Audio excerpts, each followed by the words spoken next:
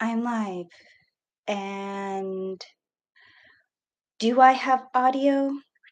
I don't know. Am I talking to myself? I'll see soon. I will see soon enough. Second try, got a thumbs up. So hopefully everything's working. Okay, let's try this again. Um, Last week we were talking peasants and pirates, and I was talking about how men's Renaissance shirt is probably one of the easiest garments to get going on sewing. And in my head, I was like, I probably could make one in about 30 minutes, and that's how long I try and keep these streams down to. And so I made, hold on, let me see. Excuse me. A shirt size extra large Renaissance shirt, as simple as I could using 3 rectangles. So, and it only took 30 minutes, so I am going to try and do that on this stream.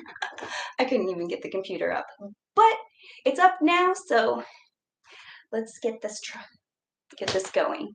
The fabric I'm using today is leftover fabric from the Princess Leia Poncho tutorial, and if you saw that, I made that out of a painter's tarp that I got from Harbor Freight. It was like $8, and I still have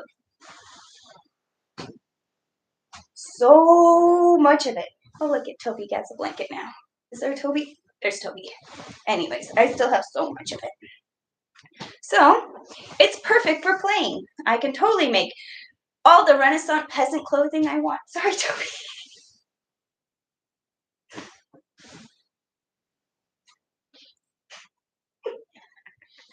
Anyways, so I just need to find a corner, honestly. I'm going to use this edge right here.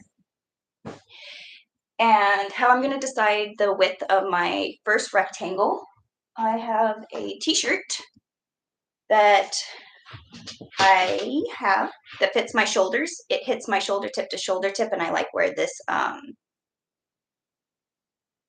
where the seam hits at my shoulder, and then it's right at my hip measurement. So I'm going to use this plus 6 inches of positive ease.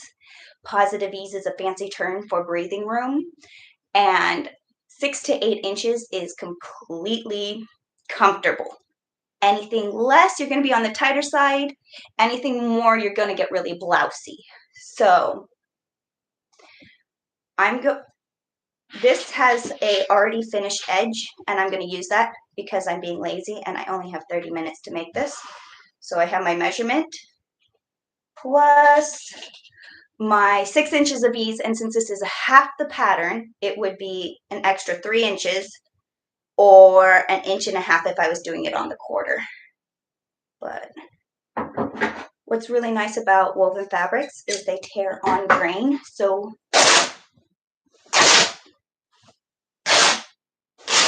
whoops. So it's a straight line, and I have a solid rectangle. Okay, I don't need all the rest of this fabric. Sorry, Toby. I'm gonna throw that over there. Okay, so I have a rectangle.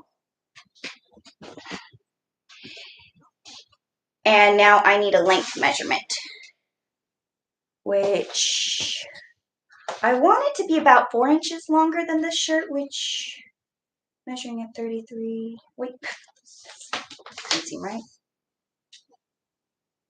20, I'm going to do it at about 30 inches. So I have my finished edge. It's my rectangle that is the width that I want it to be. So now the length, it's going to be the front and the back of my, I'm going to call it a medieval t-shirt because it's going to be a tee. So at 30 inches, I'll use that as my halfway point. Look how easy that rectangle was. I didn't even have to cut a straight line. I just tore the fabric. And then I have this much left over. I'm going to leave, see how this has a nice finished edge? This is not going to have a finished edge. So I'm just going to leave about a fold and a fold over, which is here. snip it and tear it.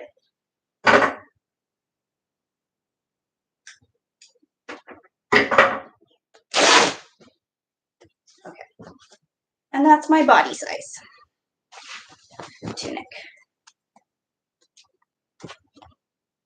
It's a big rectangle. And now that I have this piece finished, I'm just going to finish this edge real quick. Right here, the canvas comes with a very, very wide stitch. It's nothing fancy, but it holds, and it's folded over and folded over. Now, to get it easily folded over where I don't have to like be precise or anything, I like to run a straight stitch at my, that's about a 1/4 inch. So I would do a 1/4 inch straight stitch, fold it along that line that I have as a marker, and then I fold it again, and having that stitch line to fold over makes me have a really fast, easy straight line. So, excuse me, Toby. Figure.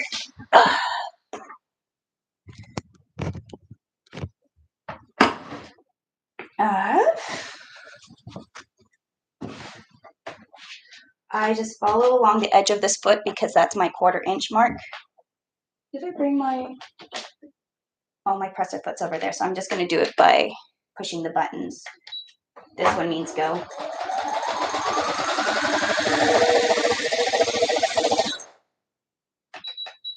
I don't need to have it short. I can do it as long as it possibly can because it's just a guideline. It's not structural. And even structural, I'm just using the shortest one possible.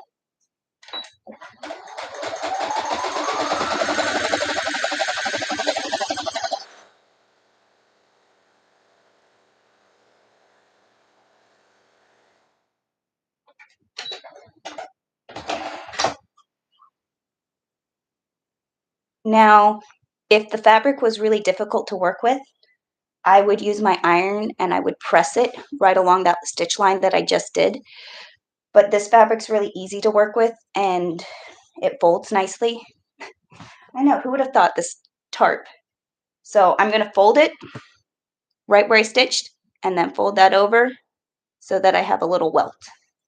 And that's just going to go right along the edge of the presser foot too. Start it folded, follow my lines. Yeah. And I can control the speed with this, so I'm not using a foot pedal to sew the sewing machine. I'm just pushing the button. But I'm also impatient, so I drive a little fast. We only have 30 minutes to finish this project. We can go slow.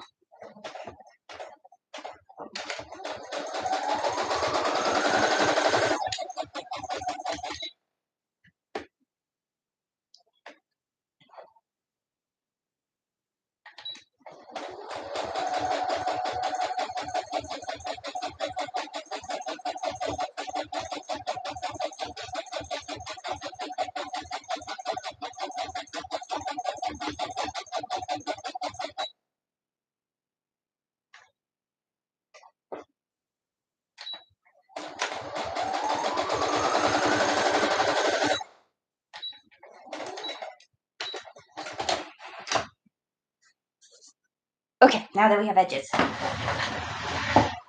we need sleeves now.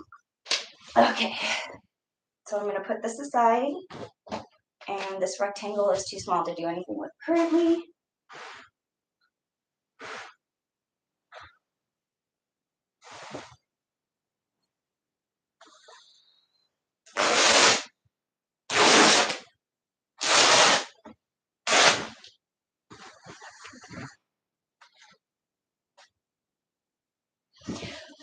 Okay, and I have a finished edge for the edge of my sleeves. Now, as soon as I finished this shirt, I was like, okay, now I can add a cuff, and then I can gather it into the cuff, and I can add more gathers into my sleeve. But then I was like, no, just because I already made one, I already want to make more improvements, and that's how we kind of have the evolution of the blouse and all the different versions of the Renaissance shirts. If you want a tighter, less gathery sleeve, you have a gusset added into the armhole for movement, but the blousier your sleeve is, the more movement you're going to generally have. But also having too much sleeve hanging down gets in the way of doing everyday things. So people come up with different ways to cuff it, whether it's a separate piece of fabric wrapped around, ties, a cuff. There's a lot of things, but I wanted to get all fancy, but we're just going to use the edge and we're going to do rectangles. But I wanted to know how long to make this one, because this isn't going to be hitting at my shoulder to the weight to my wrist. It's going to be hitting over my shoulder because that's going to have more movement than if we did the shoulder right at the line, because we added the ease and we're at a rectangle. So that shirt hit here, and then it's going to have a little more ease, which is going to be about 1.5 inches overhang on either side.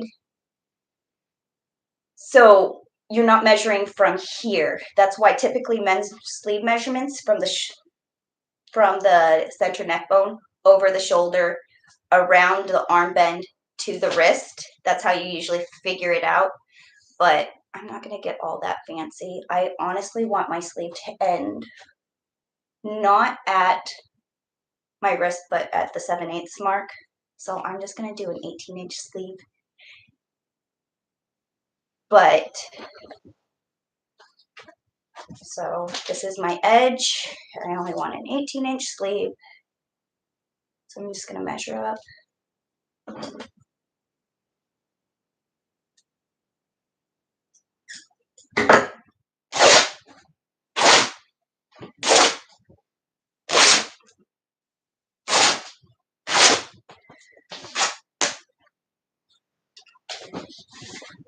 Okay.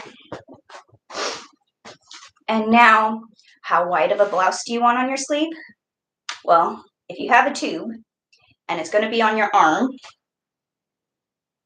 how comfortable of how big of an angle do you really want it? This is about, I'm going to say about 25. 23. The other one I did was about 25. Yeah, I like 23 better. The size extra large, I did bigger, but I should have cut from the welted edge. When I turned it, stuck on it. Oh well, I have to do the next one too. But now I'll just use this one for the same length.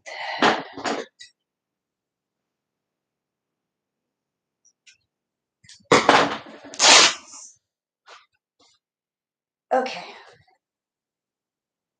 So many strings everywhere. Where's my rectangle? Here's my shirt rectangle. Here's my sleeve rectangles.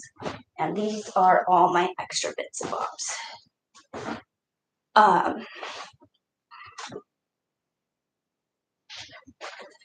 I need to mark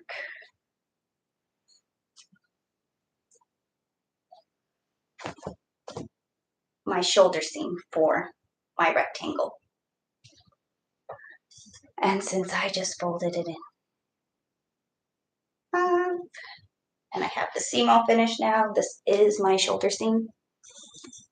I'm going to just mark it right at my shoulders.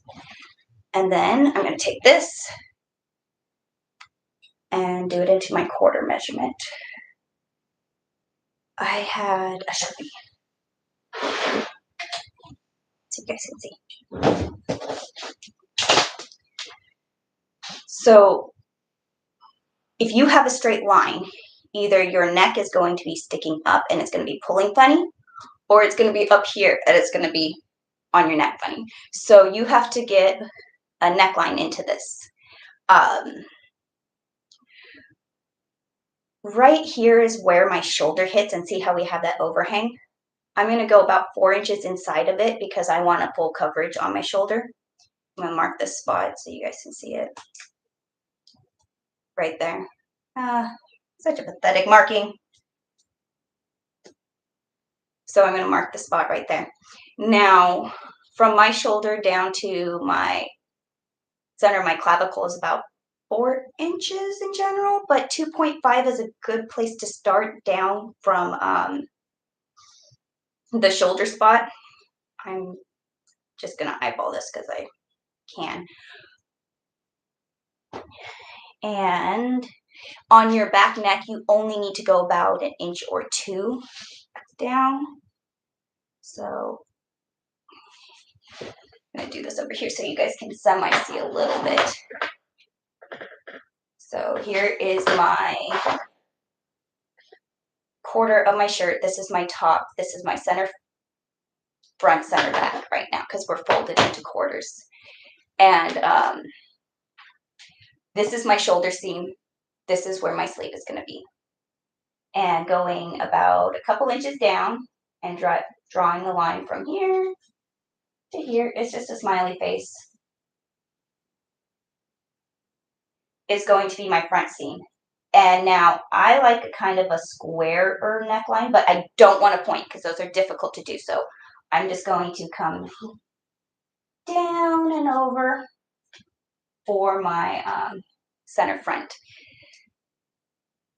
We're going to cut the center back and the center front at the same time, and then we're going to fold this fabric differently to cut the front. And I'm going to go about down to here. So mark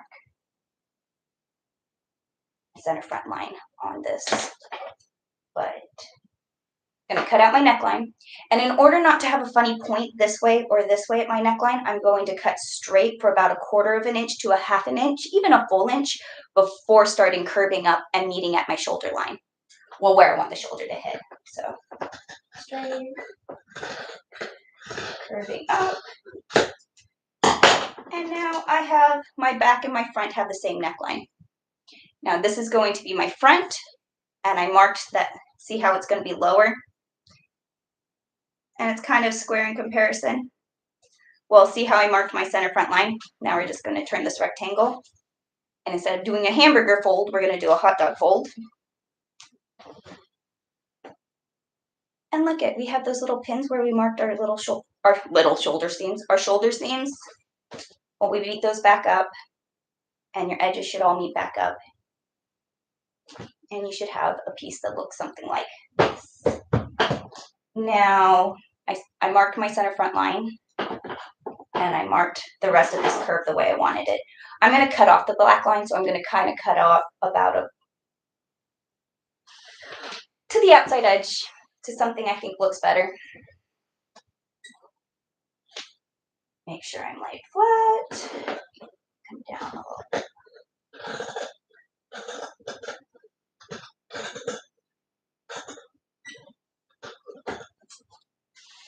And now my center front fold line that I marked with a line, I'm just going to cut down, straight down that, the center front. This is so your big head can fit through, because you got to make it no zippers, no closures. You can always lace that spot right there. Now, if we left it just like this, we have all these raw edges, and you see this thread just peeling off. This garment is going to go to shreds in no time, which is great if you're doing a scarecrow. But since we don't want to do a scarecrow, we're going to finish that edge. Similar to the way we finished this edge, but we're going to do it a little easier. We're just going to do it a little easier here. Let me pull that over here. Okay, so I'm currently at the straight stitch. If you turn this machine off and on again, it restarts to the straight stitch. I'm going to do the longest stitch length, and I'm going to start at the center front because I can, and I'm going to stitch 1/4 inch all the way around as a guideline. And I'm going to start at the point. So it's going to be a flat line at the very tip of the slit we made. And we'll go slow since I am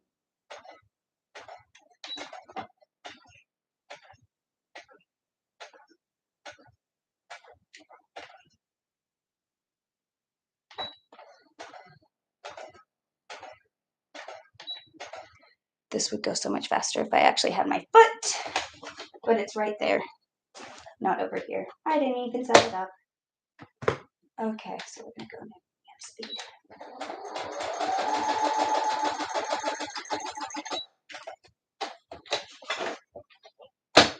Now, when you're going around the curve, don't stretch your fabric so it's straight on the edge. Keep it on the edge of your marker, but follow the fabric through with the curve, because if you stretch out your neckline, that's how it grows, and you're like, why is it so funky and wonky? That's why, because you're stretching, you're making the fibers go to your will when you should be kind of bending to theirs so that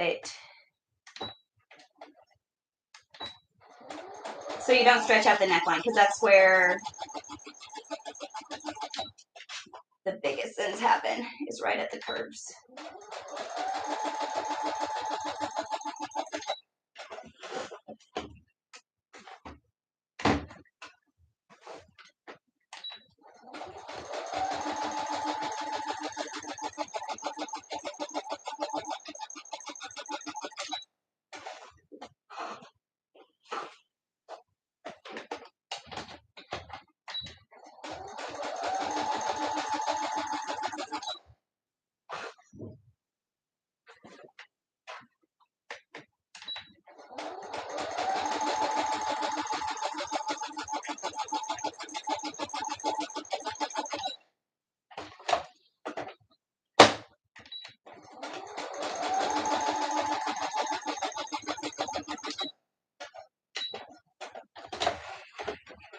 You can absolutely not see what I did just there. Well, maybe a little bit, but I just stitched all the way around the edge.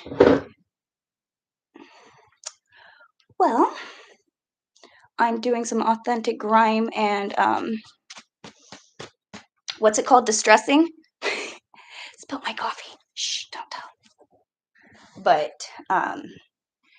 now that I went around the edge, I have a line to follow, folding over. And instead of doing the double fold to make it a really clean edge, which you are more than welcome to do, I am going to use a fancy stitch.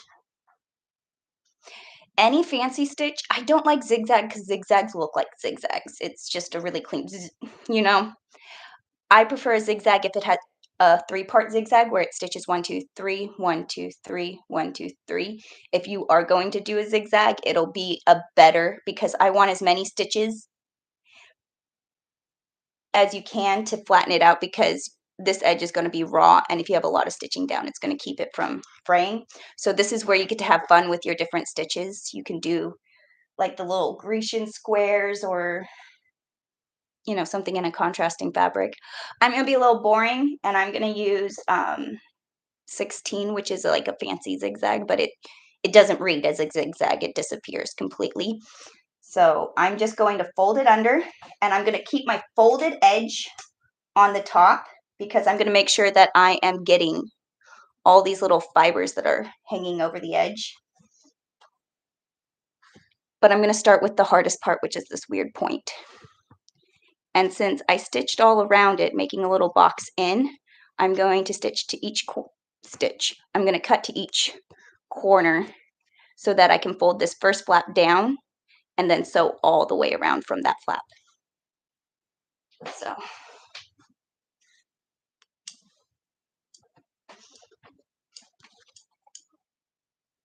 right in the corners. Okay, so I'm right here. Let me see what y'all are saying. We got Schultz Division here, Maker Bats, Big Bob's Props. You were first at the on my failed stream, so welcome. I will acknowledge that. We have Ralph Mork and Thomas Hughes. Ooh, you're gonna be Geralt of Riviera this year. Sweet. I love his costumes. Like all his outfits. Like I want to play the game just so I can play dress up with him. I really like Geralt. I think he's a great character, and I really do like the book series. The 45th clown. We need 2 more cameras, doggy cam and a close-up. Priority being the doggy cam. I'm slowly getting better and better at this. I'm not there yet, but I do have this guy that I'm not using. I will be once I figure out technology a little bit better. But yay! Okay, so welcome everybody. Oh, and Bard Magic, welcome. Okay, so now we're going to do the hard part. So I cut the little slits right there and there, and I am just going to fold right down at that point, and I'm going to sew so I can see the point, and that's where I'm going to start. And we're going to go all the way around that whole edge, and I'm going to use stitch 16, which is it's called abstract stitch. It disappears, so it's nothing fancy. But you can go stars, you can go swirls, you can go cross stitch pattern. You can add leaf patterns. You know, use some gold thread, make it fancy. But we're going super, super incognito right now, and I'm just going to like that.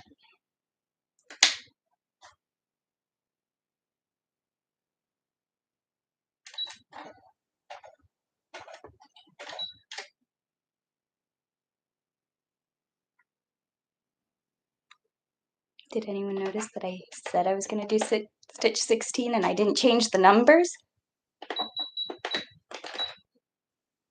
And then also, because this is a very lightweight fabric and it makes it go so much faster, I put the stitch size as high as it will let me go.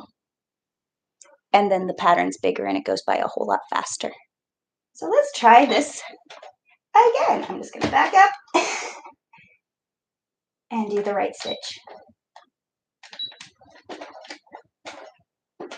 Okay, that makes more sense.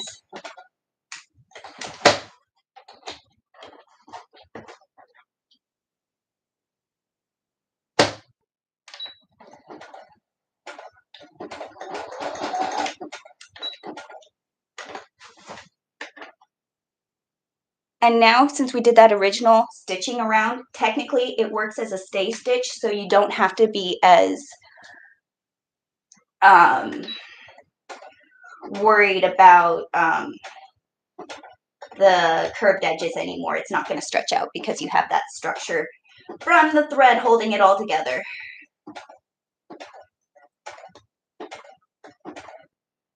Now right here, I'm going to do back stitch.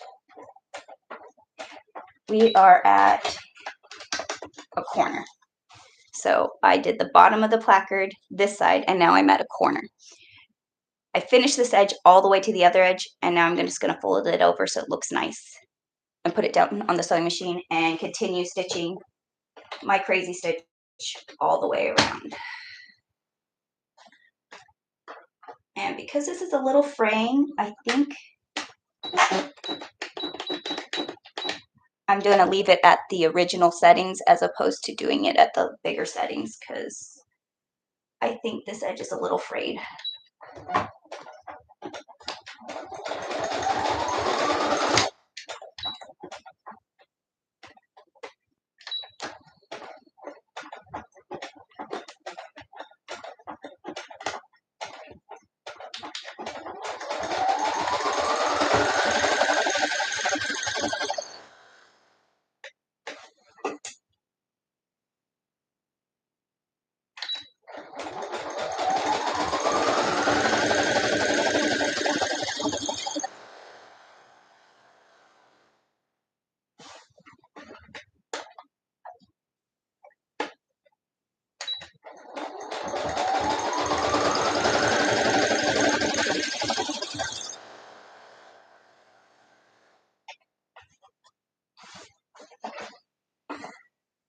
Okay, so this is the boring part, and it's hard to talk while I'm going around the edge, but this might be a good time to talk about a question that I had on my last live stream, and it was a really good one. Somebody wanted to do a Thor costume. They went through all the effort to make a great Mjolnir. I can't say Mjolnir. His hammer. They made a really good prop. And don't want to do a packaged costume, especially with a really great hammer. They wanted to do, like, what could they do, not using necessarily foam, to make a a Thor and not going for the Big Lebowski Thor look, you know, because that one's not as fun. And I came up with actually a really fun solution, and I will tell you that as soon as I'm done going around the edge. So give me a second. But I was thinking about it.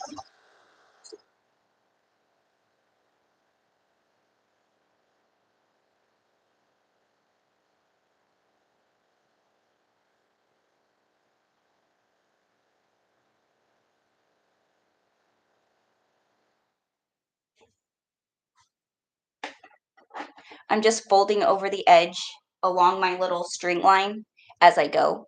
That's why that's why I'm just kind of doing it weirdly fast. I know we don't have a close-up cam, but I figured I could tell you what I'm kind of doing. I'm smooshing it and smooshing it and smooshing it.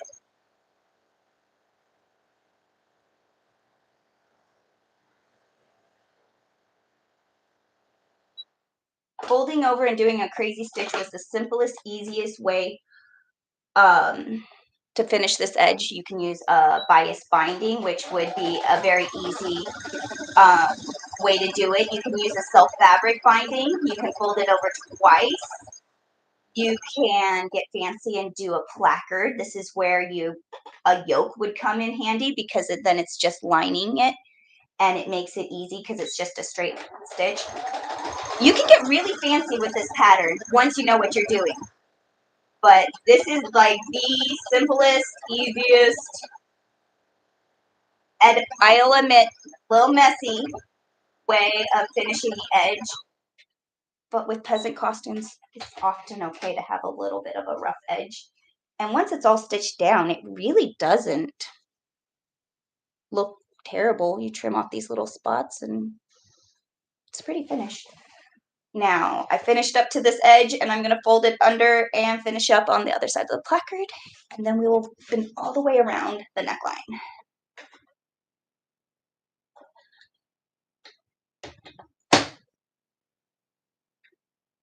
Now, when you're on top of the corner, you have 4 layers of fabric. 1, 2, 3, 4. Yeah, you have 4 layers of fabric, all right where you're starting the needle.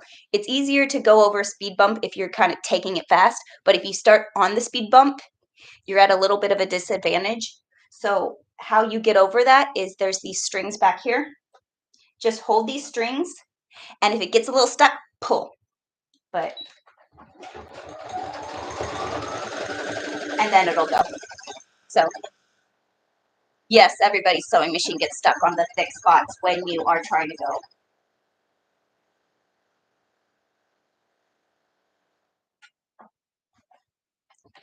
And I'm just going to go right around that bottom edge for good measure.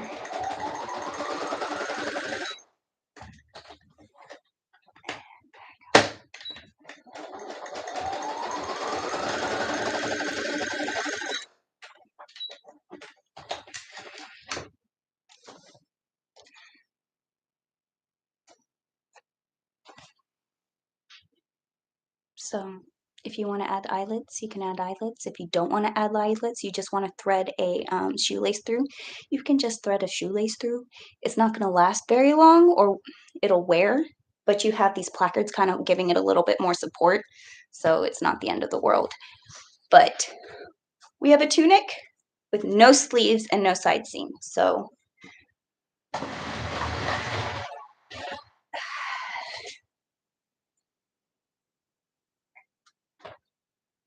it's time to add some sleeves. We still have the center of our shoulder marked, and we have our sleeves here. So I'm going to mark the center of my sleeves. I know this is my bottom edge because it's the finished edge of the tarp, so I don't have to worry about finishing the edge. And I meet up my corner, my center to my center, right sides together. So this is my wrong side. It's very obvious because it is the inside ugly side. So this is my right side, and it's the pretty side. This is the wrong side. This is the right side. With this cotton, it doesn't particularly matter, but the seam directions help. So center to center.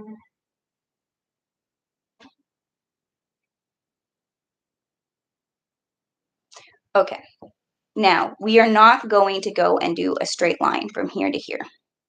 We're going to come in an inch.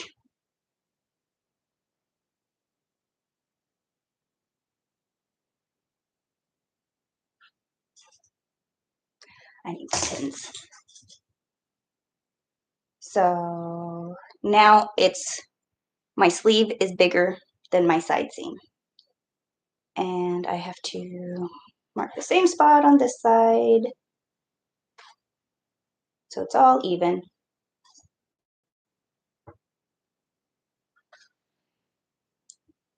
Okay, now you don't want gathers in your armpits. It's not comfortable to have gathers in your armpits, so go about 3 inches up, keeping it straight and pushing all this extra fluff towards the center of our sleeve. And again, on the back, you don't want it in your armpits, so push it towards the center of our sleeve, push all this excess, and go about 3 inches in and mark it down. Now I have gathers here. I'm just going to find the center-ish, find the center-ish. What am I doing when I say finding the center? I am pulling up the extra fullness on either side and eyeballing where the center is and putting a pin. And then in this part, putting a pin. And I'll show you what that looks like in just a second.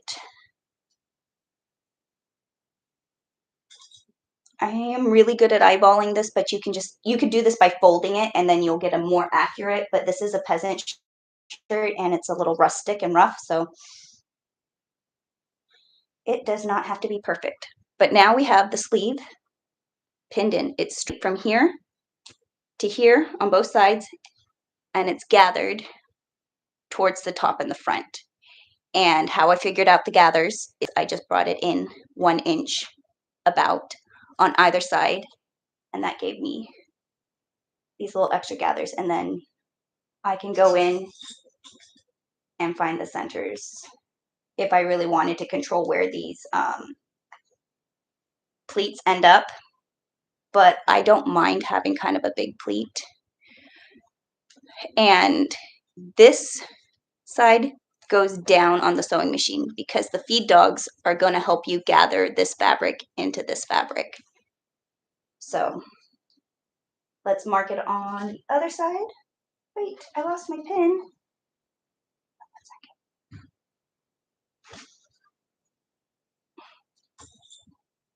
Okay, so I was talking about doing a Thor costume, not necessarily with a without using foam, but a last minute Thor costume.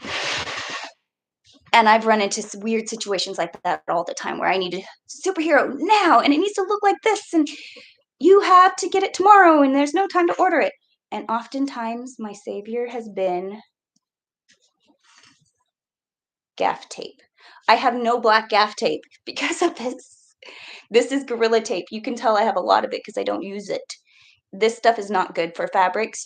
This stuff is great for fabrics. So if you wanted to make the stylized lines on a Thor vest, start with a base t-shirt of you get a leather vest, a tank top, something like that, and then do your style lines using tape. You could put cardboard under, which would give you kind of bad creases.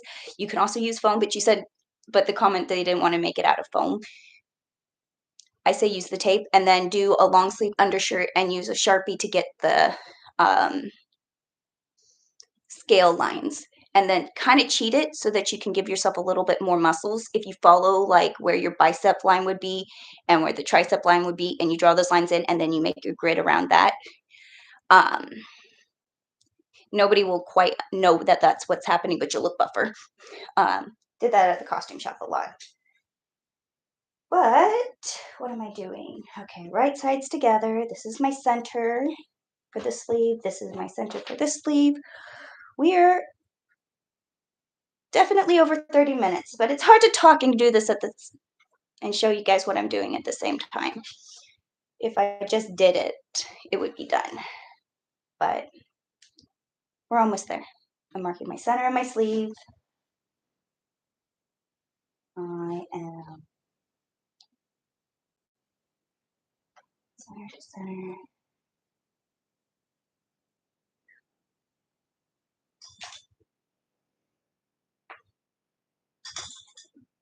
And coming in. Now, I really like gaff tape. All gaff tapes are not made the same. There are better gaff tapes. There are worse gaff tapes. I like the ones that are more fabric-like because I often use them to quickly sew things or use them as fabric details. Or I didn't come in an inch, did I? No. Even? I'm even. This one's an inch in and that one's not.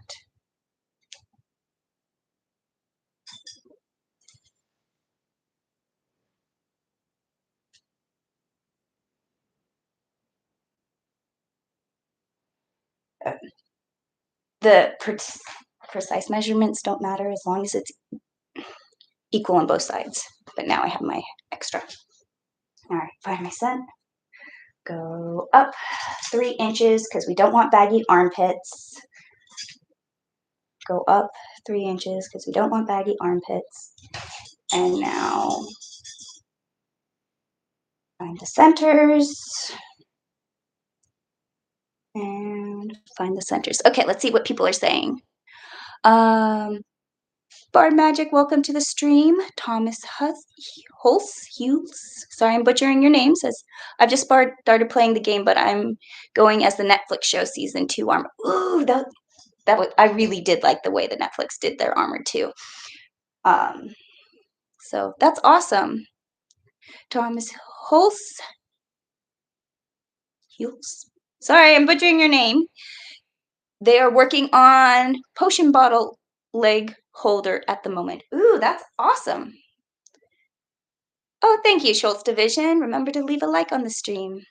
Bard Magic, quick question. If you have a stitch length you prefer, a color, a general strength stitch. Okay, quick question. Do you have a stitch length you prefer, a color, a general straight stitch?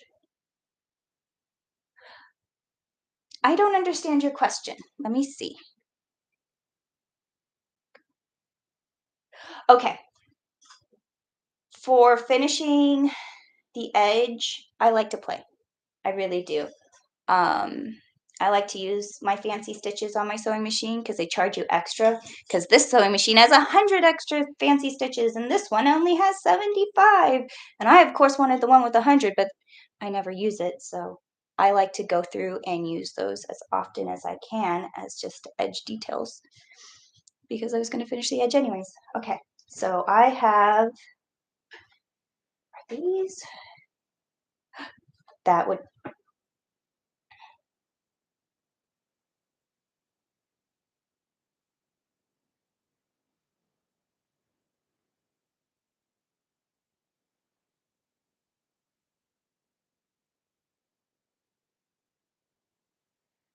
boy, I knew that felt a little off. Sorry. Don't worry, I'm just live. Gathering all of this. Pushing the excess fullness towards the top. Because it should be about that much to be even all the way around. Okay.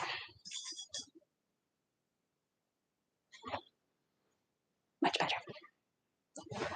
Now what we're going to do is we are just going to stitch the sleeves on. And so you guys can see, this is my rectangle. This is the original t-shirt. We did not do any bell shape for the sleeve. We are just doing a straight rectangle on a straight rectangle. So this is the shape. Okay, and now I'm going to be stitching the sleeves on right at the sides. And I'm just going to use a regular straight stitch, so I'm turning my machine off and on again, going back to the regular settings, but then increasing my stitch length to the longest stitch length that it can do, because even the longest stitch length is still shorter than the stitch length that they use to stitch this tarp together. Putting my wrinkly side down so my flat side's towards the top. I'm using the edge of my presser foot as my guide to go down. I have my needles over here so I can throw them in as I go.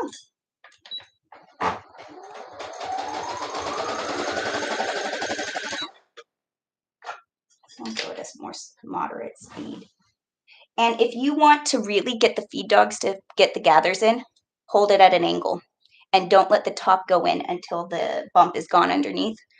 But I don't mind if I get a strong pleat on this seam. I think it looks more interesting, so just letting you know.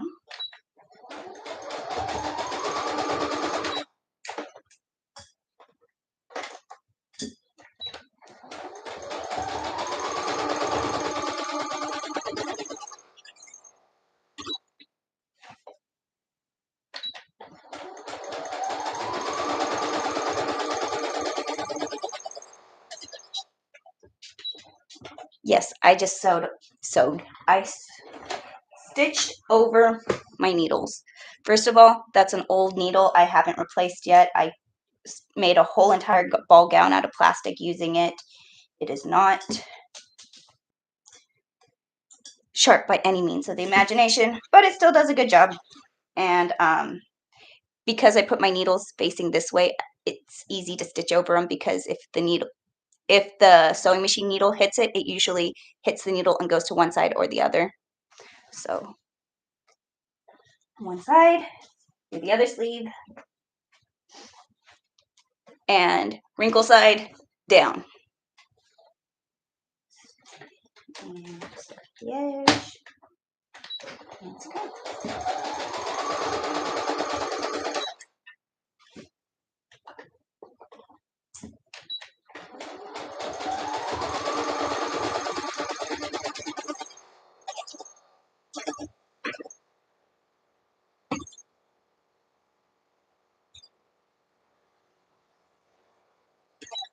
You love how I started to care and then I gave up.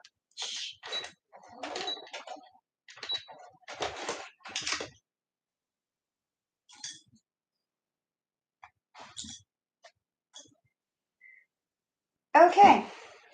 And then 2 more seams and this thing's done. So we have, oh look at it, looks like a shirt now. Keeping it inside out still, we're gonna meet up the 3 points that are important. The bottom edge, the armpit, and the sleeve length. Honestly, if you finish the sleeves, we finished the sleeves before we got to this point, you could wait to finish them till after this point, and the same for the bottom, but I didn't. But at the armpit, you have 4 seams all in the same area, so this is the most important. And if you see the sleeve, push your fullness towards your wrist, because your arm is going to go in and out of the sleeve and you're going to keep pushing it this way. So when you have the fullness, extra fullness in the armpit seam, push it towards the wrist. So start at the hem, pin the armpit with the fullness. And when I say fullness, it's the extra seam allowance. This piece right here can go full down or out. Fold it towards your wrist. Put a pin right there. That is the most important place to have a pin. If you need to, put 2. And then the wrist.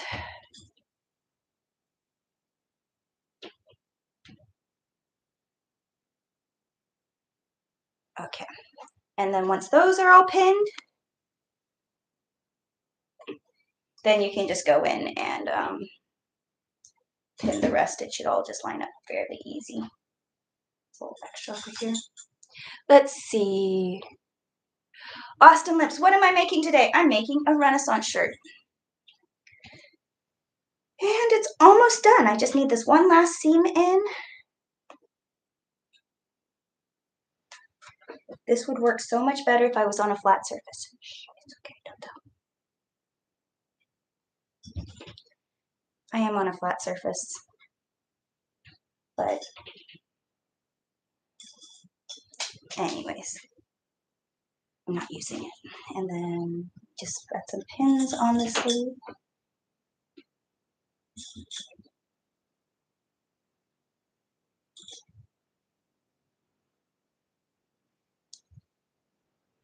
Okay. Now it's ready to be stitched. And that side. Pin the wrist, armpit, and hem, and then go in between. Because you don't want to start at the wrist, pin all the way down, and then somehow these are off, and then all of a sudden down here, these are off. If there is any offness and they don't quite line up, you want these parts to line up, and you can kind of smoosh it in between. But the hem, the wrist, and the armpit, and if you don't have it hemmed at the wrist or the hem line yet, make sure the armpit lines up. And again, use 2 pins if you need to. Push the fullness towards the wrist. So now that that's done, and if you have any kind of curve when you are stitching, when you're pinning, that's where it doesn't line up. That's why I was saying I needed a straight surface for this. Yeah, makes sense. Okay. Barred Magic, sorry, autocorrect got me. I'm wondering if there's a good length for general purpose. Yes, so stitch length, usually, okay, so I like computerized machines because they just do all the figuring out for you. You want an average of 10 stitches per inch to have for in general. Like if you're at 12 stitches per inch, you're having more thread in and out, which will have a tighter, more secure seam. But you also don't want it too close together because that will give you a perforated edge. And depending on your fabric, it may not be a good thing. So you can go use a size, you could do 12 stitches per inch for like a lightweight sheer organza or something like that, but 10 stitches per inch for an average cotton, poplin, general. Now, once you start getting into loftier and thicker fabrics, you have to increase your stitch length because the length is no longer just going in and out. It's going in. It has to go up and over, and that eats up a lot of your thread. And so your 10 stitches per inch, that isn't the same. It starts to be like all right. That teeny tiny stitches that are all like bunched up and it's a little difficult to work with. Yeah, increase your stitch length and then you don't have to deal with that. But yeah, I hope that answers your question. And my sewing machine, it just automatically, it's at the general for basic fabric. If I just turn it on, I increase it for bulky fabrics, or if I want to go faster or basting. I don't typically go tinier because it's a lot more in one spot and it gets really tight really quickly. So yes.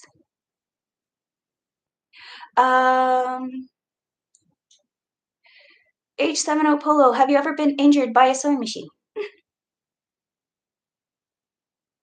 Yes.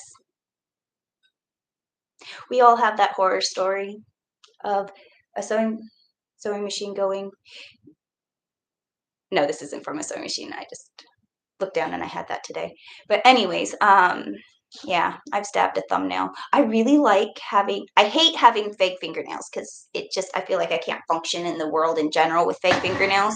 But I love sewing with fake fingernails because I can get right on that needle without stabbing my fingers.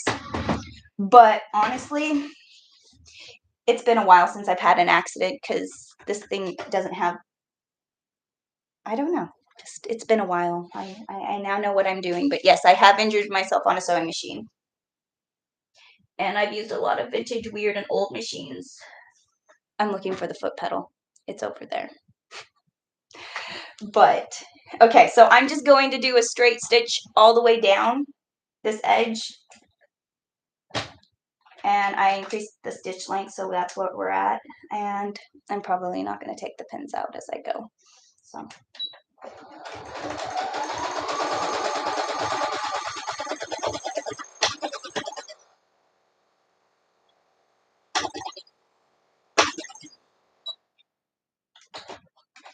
The head of the pin. Just made it slow down.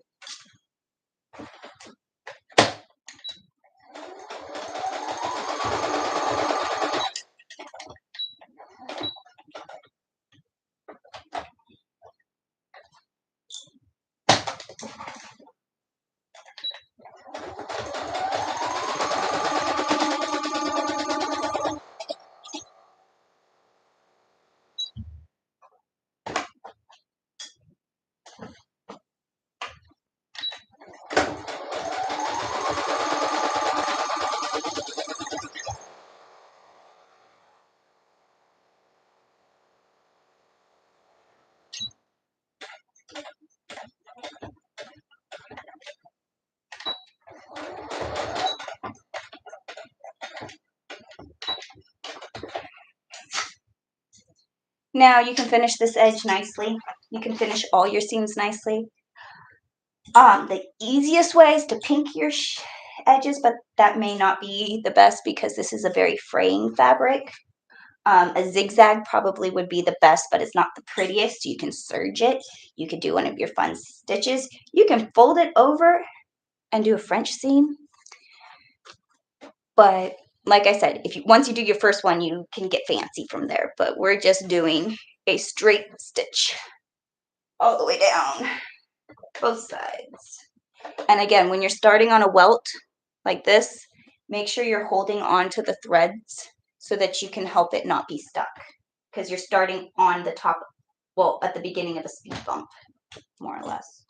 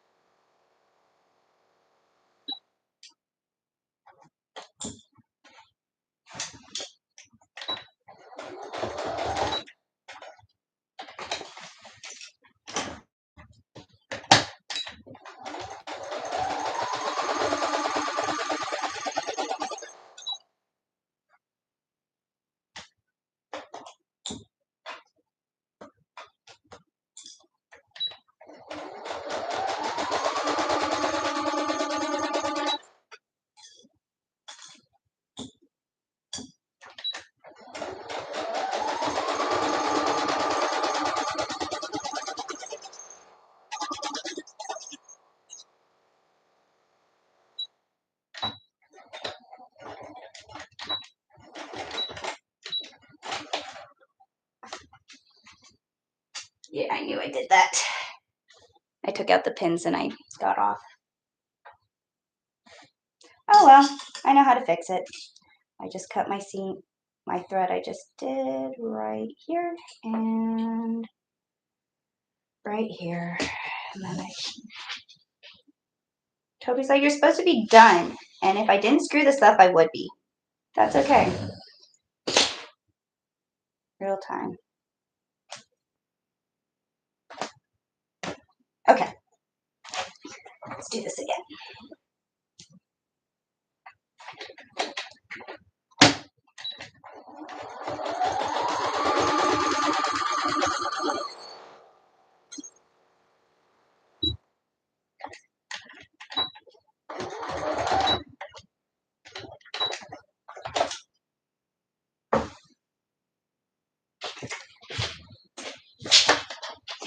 That did absolutely nothing.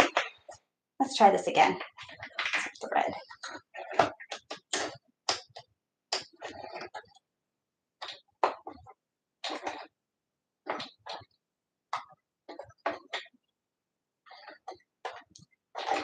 right. There is thread.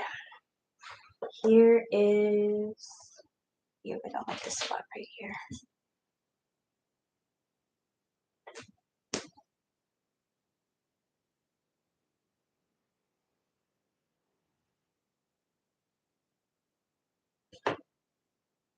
There you go. Okay.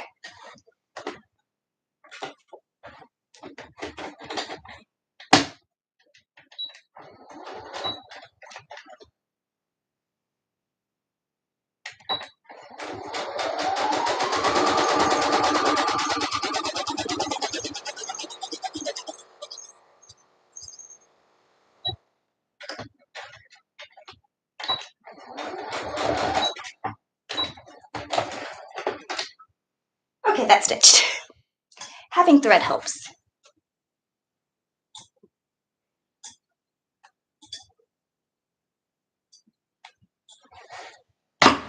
Excuse me, Toby. It's like, I did not move, you can move.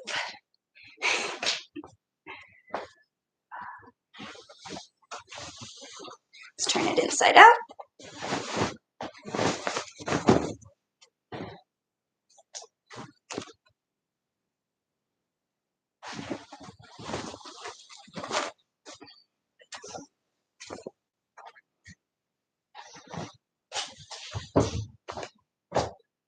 And we have a peasant blouse with the movement, arm length, everything we want. Like I said, I was thinking of getting fancy, getting the cuffs. You can add elastic in the cuffs. You can add a tie. You can add those. I actually have one. Hold on one second. Oh, I think it's under Bruno.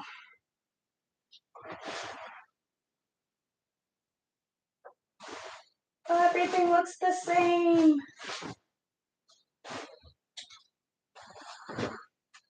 Here it is. This is just, I started to use the thread from that I pulled off the fabric to make a little lacing, but so I can make a little thing. And then I tuck the sleeve jacket in. You can make it with a vest. Like I said, basis for any Renaissance costume. Men's Renaissance blouse. It's 3 rectangles. You can get fancy from there. You can, gather your wrists. You can throw them into gauntlets or bracers. Use bracers. Those are fun. Definitely trim your threads because that's unprofessional to have all these threads everywhere. Shh, don't tell. But I have movement. I can ease. I can play. And I think this one goes down to past my hips. Oh yeah, that's on the thing, but I have movement room. I can walk. That was where I had the ease. That's where I added it. That's 6 inches of ease. It's about 3 inches on the front, 3 inches on the back, or 1.5 inches on each quarter.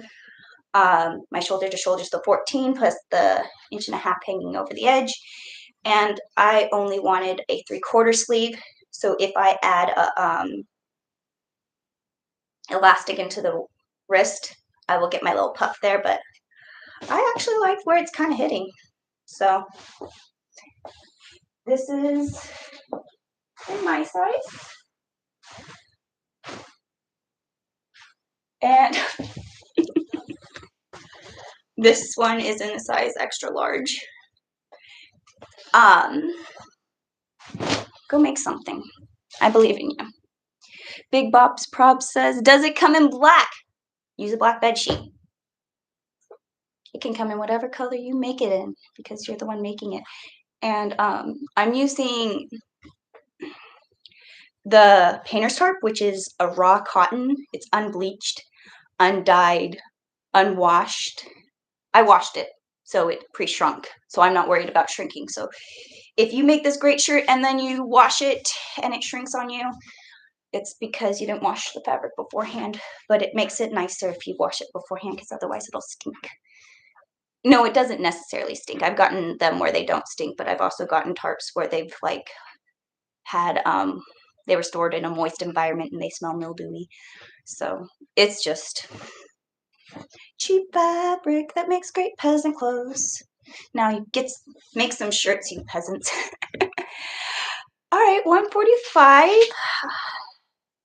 I tried to start at 2:30. I didn't get started till 2:45, so this shirt took me an hour talking, which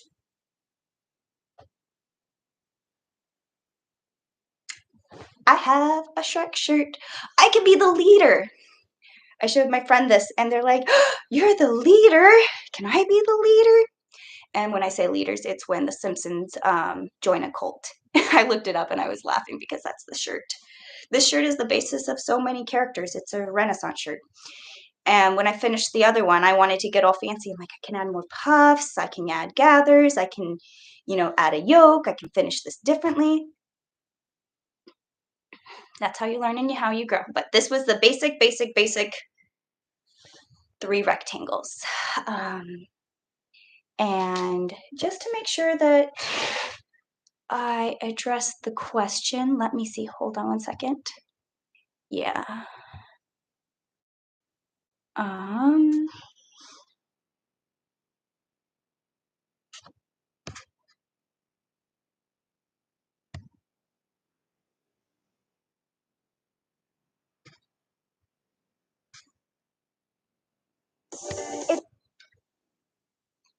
Okay.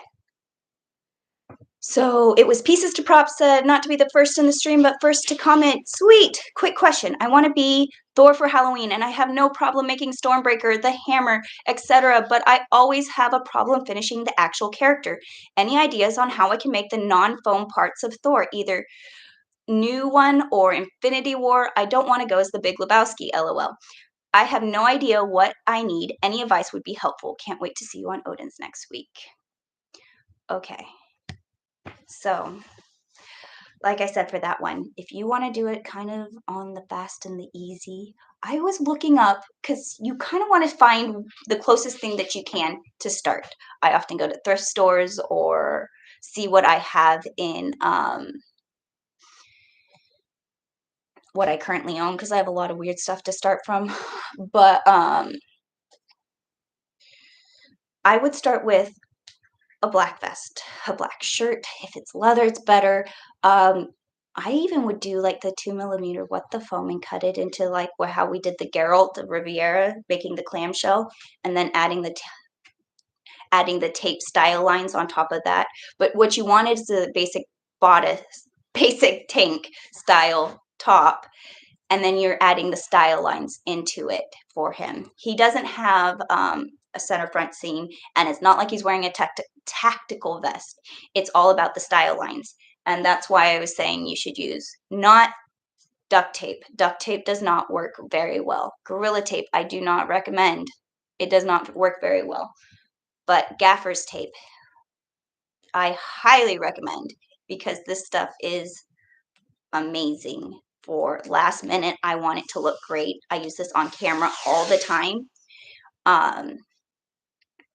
Like when you're doing stuff for camera, it just needs to look good for the shot and costumes and stuff. Like this stuff is great. It's part of the wardrobe. I could do big X's to make kind of a Jedi wrap if I wanted to. I could use it as a placard for my style. Like it looks really like fabric. And you could get a lot of the fun details. You can even layer in between like the shinier black. So if you wanted to go from a dull to a shiny for like a leather vinyl look, you can. But I would just take it's Halloween. You're having fun. You have a really good prop. People are going to know what you are if you wear all black because he wears black leather pants. Black leather pants aren't easy to find at a thrift store. You can. But that fit you. I wouldn't buy them brand new, especially for Halloween. That'd be so uncomfortable. They did a whole episode of that on Friends with Ross wearing his leather pants. Anyways, but I also always wanted.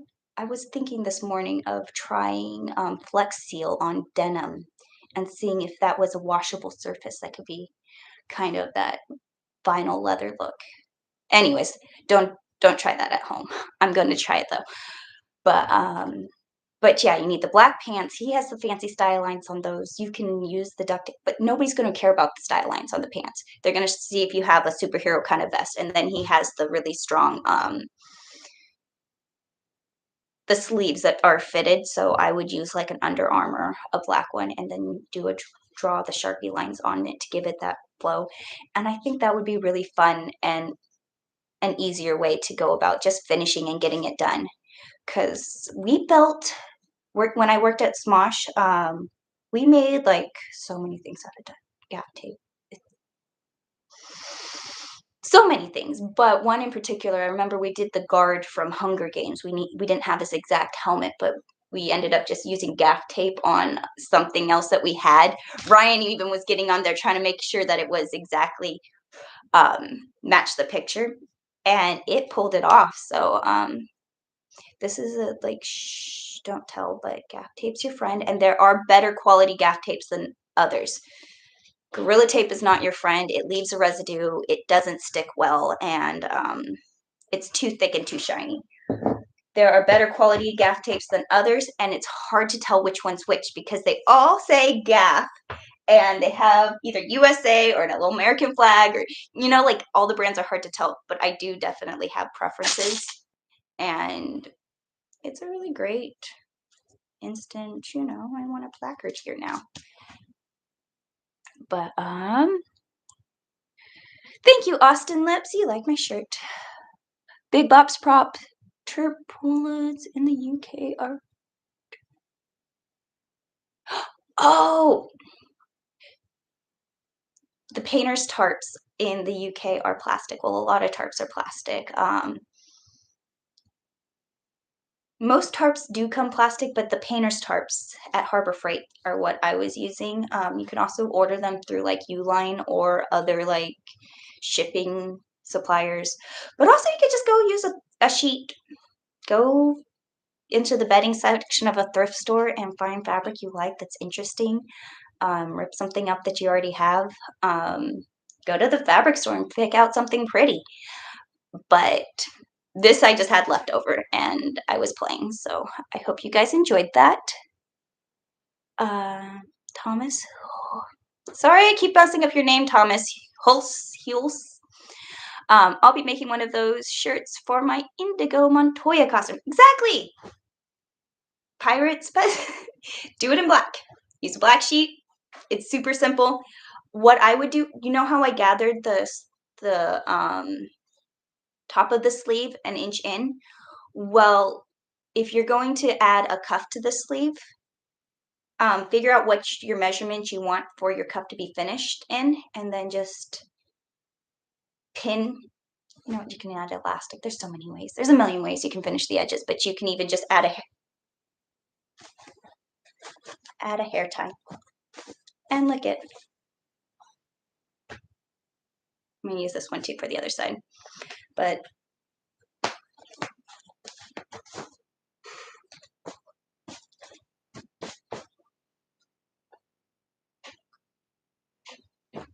super simple. I wanted to get all fancy, but rectangles, a couple of hair ties. I am at an hour and a half for the streams, or no, an hour and almost 15 minutes. So I am going to say my goodbyes. Are there any questions before I leave? I'm just gonna. Gaff tape. I use it all the time. I had rolls of it when I was costumer at Smosh, like I stole it so much from the lighting department that I just ended up buying it in every color that I could.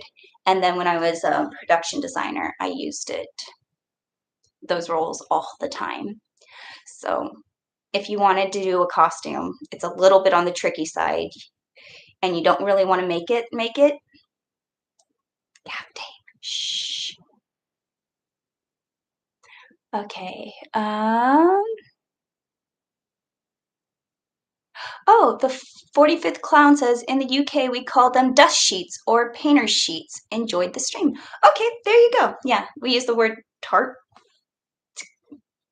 I don't know, but painter's tarp, painter sheets, or or dust sheets. That makes a lot of sense. At Ale Ren. Aw, lame. Hopped right on that at the end. Yes. But go watch and you can see how I made this.